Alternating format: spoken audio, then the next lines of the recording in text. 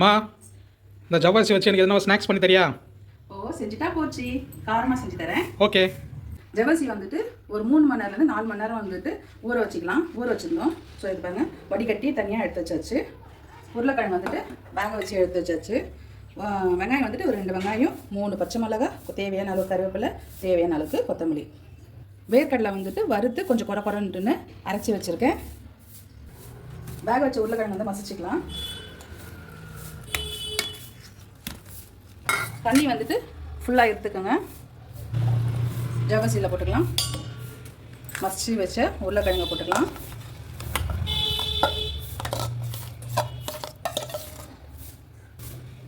அரைச்சி வச்சுருக்க வேர்க்கடலை போட்டுக்கலாம். குறக்குறன்னு வெங்காயம், பச்சை மிளகாய், கருவேப்பிலை, கொத்தமல்லி இதெல்லாம் ஒன்றா போட்டுக்கலாம். தேவையான அளவு உப்பு, ஜீரகம் கொஞ்சம். ஸோ இப்போ இது எல்லாமே வந்துட்டு கையால் நல்லா மசிச்சு விட்டுக்கலாம். வடைக்கு பிசைகிற மாதிரி பிசைஞ்சிக்கலாம். எண்ணெய் சட்டி வச்சுட்டு எண்ணெய் ஊற்றிக்கலாம். வடைக்கு பொரிக்கிற மாதிரி எண்ணெய் ஊற்றிக்கலாம். எண்ணெய் காயட்டும்.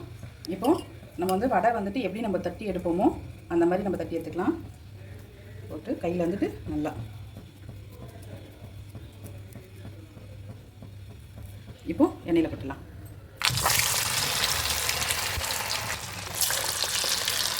மா வாசனையாக நல்லா இருக்கு. சாப்பிட்டு பார்த்துட்டு சொல்லுங்கம்மா. கண்டிப்பாக.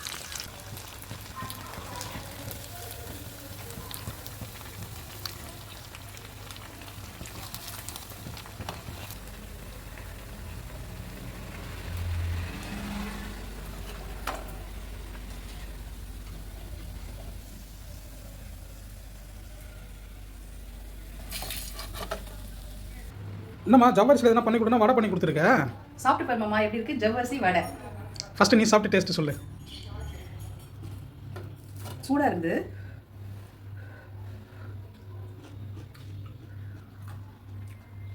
ரொம்ப சூடாக இருக்கு.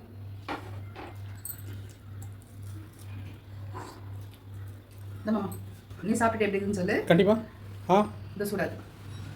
பரவாயில்ல, கூட டெம்டிங் ஆகுது. எப்படி இருக்கு? சூடாக இருக்குல்ல? நல்லா இருக்குமா? சூப்பராக இருக்கு. நிஜமா நிஜமாலே சூப்பராக இருக்கு. ஃப்ரெண்ட்ஸ், இதே மாதிரி நீங்களும் செஞ்சு பார்த்துட்டு மறக்காமல் கமெண்ட் பாக்ஸில் கமெண்ட் பண்ணுங்கள். இது ஒரு ஈவினிங் ஸ்நாக்ஸ். இது மறக்காமல் வந்துட்டு செஞ்சு பார்த்துட்டு கமெண்ட் பாக்ஸில் கமெண்ட் பண்ணுங்கள், லைக் பண்ணுங்கள், ஷேர் பண்ணுங்கள். நெக்ஸ்ட் ஷார்ட்ஸில் பார்க்கலாம். பாய் பாய்.